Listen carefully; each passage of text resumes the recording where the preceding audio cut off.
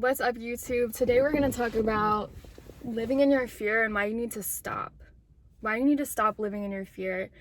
I'm going to give you some personal examples and hopefully it resonates with you. It's just insane. It's insane. So, welcome if you're new here. I love to talk. I love to just talk and speak my mind, and thanks for joining. So you need to stop living in your fear because you only have this one life, right? And I know that sounds corny. I know it feels corny to me to say this. But it's the truth. You have this one life. Why are you going to spend the rest of it living in fear? Whatever the fear is. If you're scared that people are going to judge you, if you're scared that maybe you'll fail, if you're scared of potentially having health risks, there are so many things that you could be scared of that are stopping you from being the best version of yourself. And that's why you need to stop living in your fear. I did post a video talking about why you should post your content. And I pretty much said, like, ultimately there's somebody out there waiting for you, like waiting to listen to you and feel inspired by you, whatever the content is. But if you are living in your fear, you're never going to inspire other people or accomplish the goals that you have set, even if it's not for others. Like, you're never going to reach your full potential. So for me, I have some crazy fears. We all do. We're human. I'm not saying ignore your fears, but you need to acknowledge them and know when they're getting in the way. And so I have this problem of overthinking that any little health issue that I have, the end of the world is coming. Like, I am absolutely not going to make it through, or it's going to be life-threatening. And I know that is super dramatic. But I've had some experiences in the past where it felt like I was about to die. And I've taken those experiences and I've latched onto them. So now in like minor situations, I'm freaking out. I'm living in my fear. And that stops me from wanting to hang out with people. That stops me from wanting to create content. That stops me from being myself. My whole mood will change. And it's okay to be sick. Like, you could be grumpy when you're sick because you're freaking sick. But I think I take it to an extreme and I'm just like so indulged in my negative thoughts about something that it affects me way more than it should. And I think this really hit me the other day when I was sitting at a traffic light with my dad. I wasn't even driving. So usually when I drive, I don't really pay attention to like random things on the side of the road. Sometimes I do, but because I was passenger, I really was like looking at the surroundings, and this man was in a motorized wheelchair crossing the crosswalk in a very busy intersection here in Orlando. And it made me realize, because I'm sick. Today's like the first day I really do feel better. My throat is so much better. So hopefully I don't have to keep mentioning that I'm sick in my videos, but like in that moment, my throat was so hoarse and dry, and like all the tests I had gotten done came back negative. So I was like fearing the worst. I'm like, it's got to be something worse than strep or COVID if it's not popping up on the tests. Like, everything came back negative. So what is it? Guys, side note, I really think it's allergies, because we have this dog and, you know, there's a lot of pollen happening right now. So I think it's allergies. I think I've developed like adult allergies. But anyways, I see this guy and he's in his motorized wheelchair and he's crossing this crosswalk. And here I am, worried about my throat, interrupting my comfortable life, my passenger princess, air-conditioned life. And this man is in a motorized wheelchair in a very busy intersection with the sun beaming down on him. Do I know his story? No. Did he deserve to be in the wheelchair? I don't know. But the fact that he is pushing through his freaking day and he's continuing to wake up and go do things for whatever reason.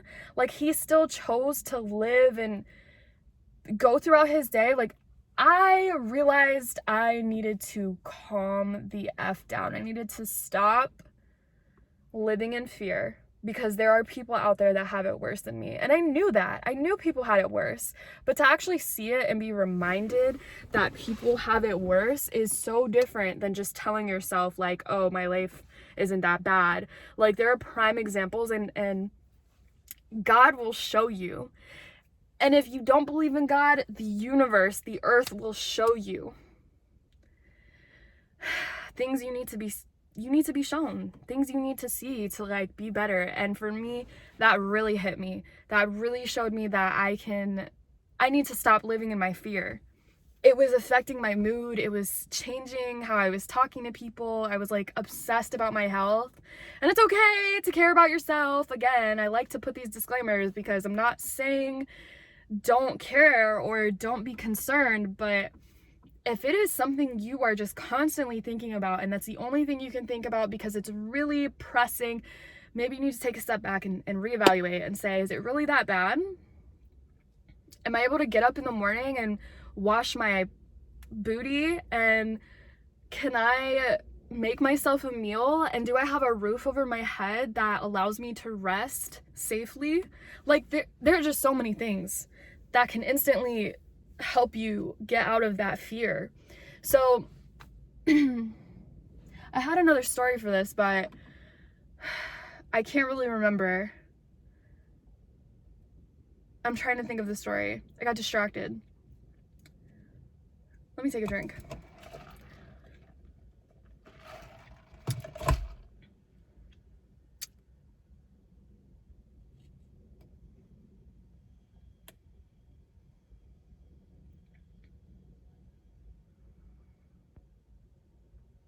Okay. It was because of that. I got heavily distracted by someone walking by. The other thing that told me to stop living in my fear is I was sitting down one night and I was watching TV, and my dad loves to watch Young Sheldon, and there's an episode where Young Sheldon chokes on his breakfast. I didn't really see that part. I just, like, at this point in the show, they're sitting down and eating dinner, and he won't eat his dinner. Like, he's avoiding his dinner, and when he's avoiding his dinner, his mom is like, can you please just eat? And he's like, no, because what if I choke again? What if something happens? What if the same thing that happened this morning happens again? And his mom was like, don't be ridiculous. Like, just eat. Just make sure you chew your food. And that reminded me, it triggered me, because when I was younger, my parents had cooked breakfast. They did eggs, bacon, sausage, whatever. And as a kid, you don't really think about, maybe I should chew my food thoroughly. You're just like, oh my gosh, all this delicious food in front of you,